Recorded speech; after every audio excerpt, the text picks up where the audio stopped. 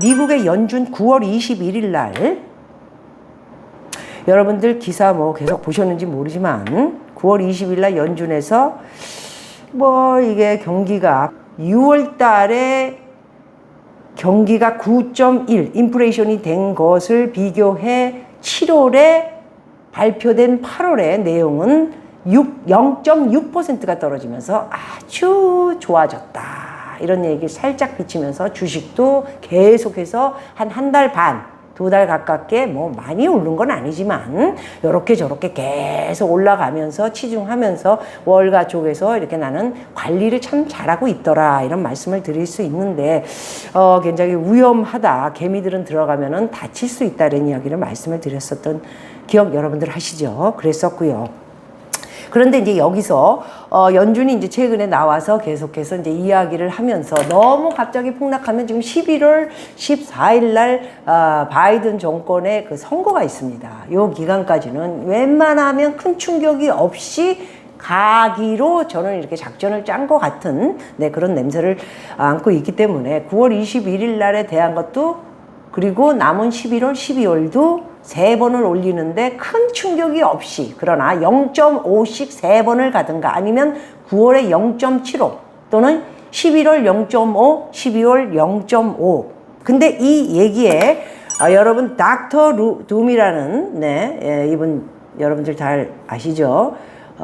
이렇게 이제 예측을 잘 하시는 뉴욕대 경제학 교수고요. 미국의 경제가 경착륙하거나 인플레이션 통제 불능 상태에 빠질 것이다. 금리를 안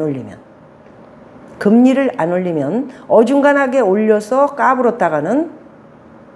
까불었다가는 인플레이션 통제 불능돼서 다시 흥청망청 부동산도 조금씩 피부에 못 느낀다 이런 얘기를 하시는데 벌써 오늘 아침에 2군데의 부동산하고 통화를 했어도 지금 전혀 거래가 없습니다. 그리고 값은 내려서 나오고 있고요. 싸게 나온 거는 팔립니다. 그래서 어떤 분이 절더러 이 시기에 미국의 부동산 값이 떨어진다면서 왜 사셨어요? 저는 또 한번 말씀드리지만 30만 불을 싸게 샀습니다. 30만 불을 싸게 샀습니다. 이 하루 더 이상 내려가기는 힘든 시점이었고 이유가 있었습니다.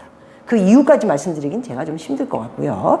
그래서 이렇게 여러분들에게 굉장히 심각한 이것을 미국에서도 지금 사쿠라들이 되게 많습니다.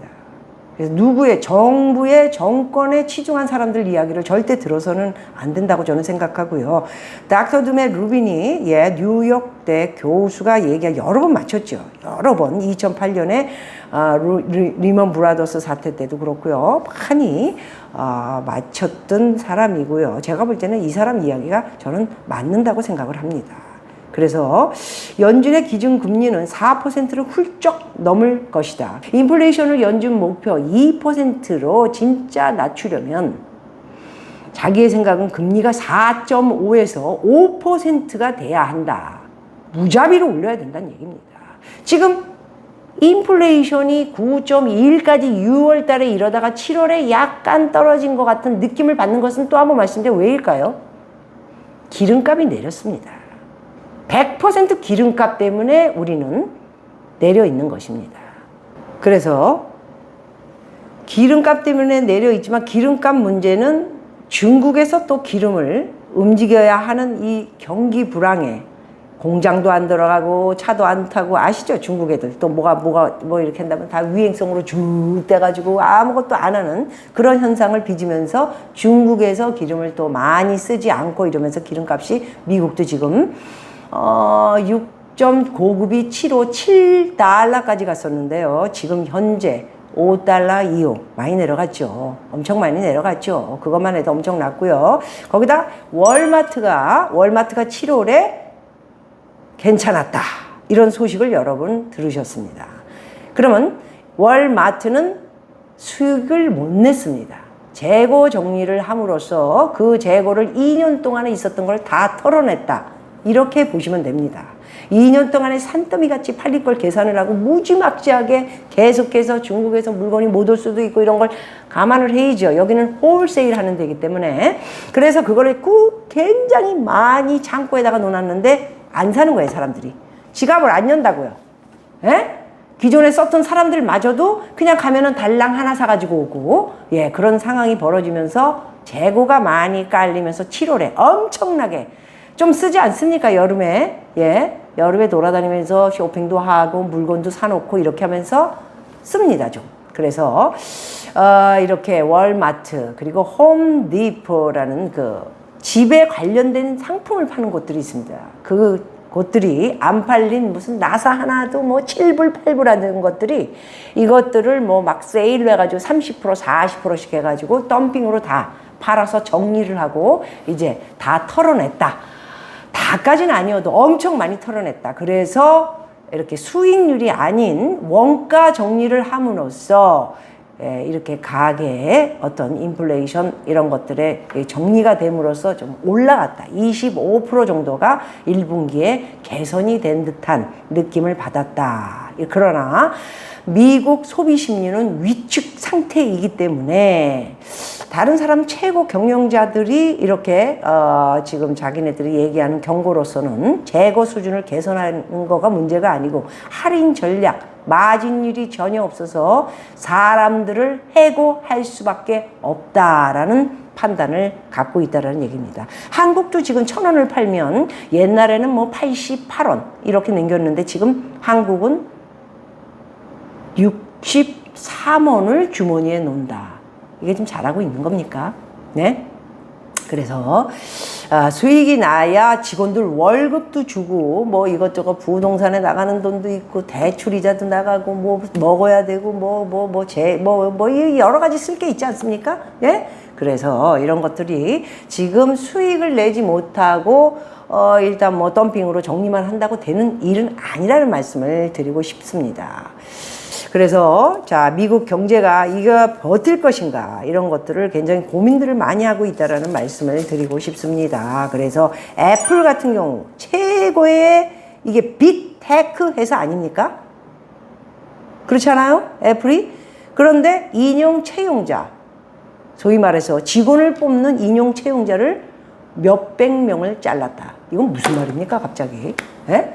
아니 애플 너희들 그렇게 나오면 어떡해. 그런데 이 미국이 굉장히 냉정합니다. 미국은 냉정하기 때문에 그냥 가차없이 잘라버립니다.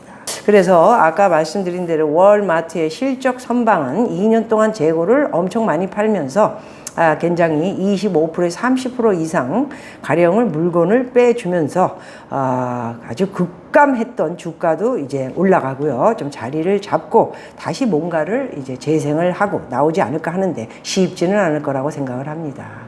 싸게 팔기 전에는 안 삽니다. 그래서 거기에 걸맞게 타켓, 제가 자주 가죠 또, 타켓이 월마트보다는 현격히 10에서 15%를 더 받습니다. 그래가지고 지금 적자를 봤다고 합니다. 예, 그래서 타켓은 굉장히 힘든 지금 상황을 접했고요. 월마트나 홈디포나 코로나 때문에 굉장히 이 집안에 있었을 때 물건들은 잘 팔았다. 그리고 지금 이것저것 어찌됐든 간에 마트라든가 이렇게 싸게 파는 회사들 있지 않습니까? 예, 그런 회사들은 지금 되게 잘 팔리고 있어서 아주 잘 되고 있다. 뭐 잘 되고 있는 건 좋죠. 그러나 수익이 많지 않기 때문에 큰 일을 한다는 거는 사람 고용을 하고, 그죠? 사람을 고용을 많이 해야 국가가 발전하고 그 사람들이 가족을 먹여 살리고 그 사람들이 또 수익을 많이 남기기 위해서 회사가 크게 되고 이런 거 아닙니까?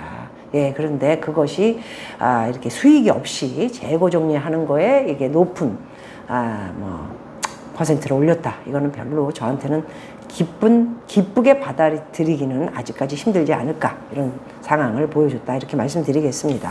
자, 그래서 아마존마저도 이제 미국은 배송비를 올렸습니다. 인건비가 비싸. 나 미치겠다, 진짜.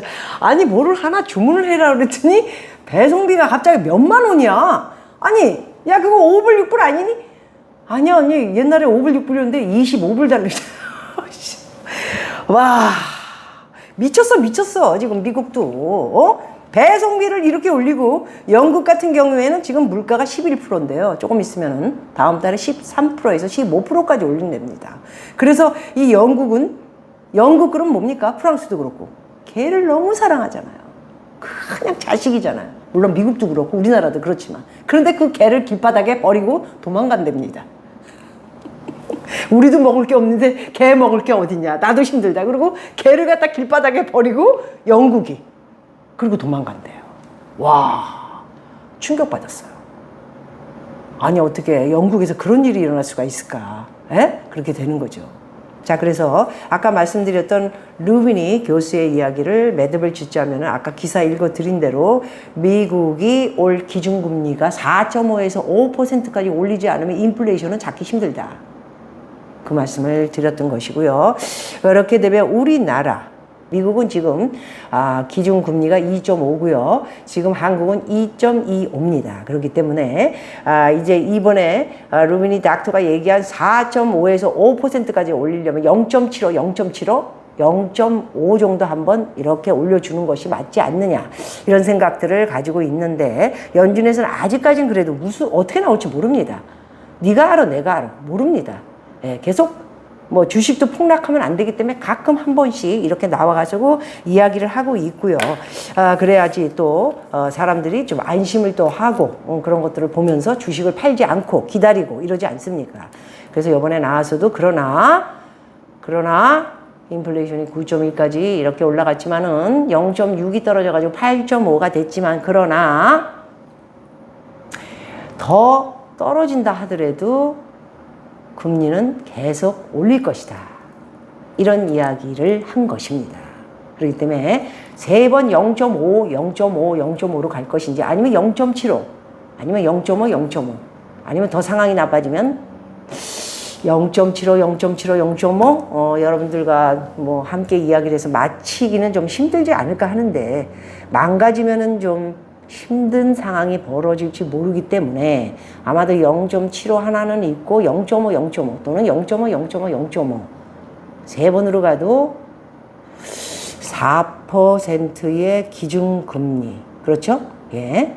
지금 2.5니까 0.5 그러면 4%의 기준금리 그러면 우리나라는 올 하반기에 3%로 마감을 하겠다. 이미 초단수로 이 양반이 이창용 이 양반이 이야기를 미리 꺼내놓은 것이 잘못인 거죠.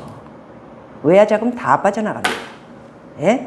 그래서 연말까지 기준금리 루비니 교수가 얘기한 것처럼 5% 또는 4.5 거기까지는 못하더라도 4% 4.25까지 가야 되지 않느냐. 저도 그렇게 생각하고요. 그래야 이 미국에 얘네들 진짜 미국 얘네들도 이 집값이 지금 여러분들이 피부로 못 느끼는 게 내가 무슨 뭐 사고 싶은데 가니까는 뭐 가격이 1억 떨어졌더라.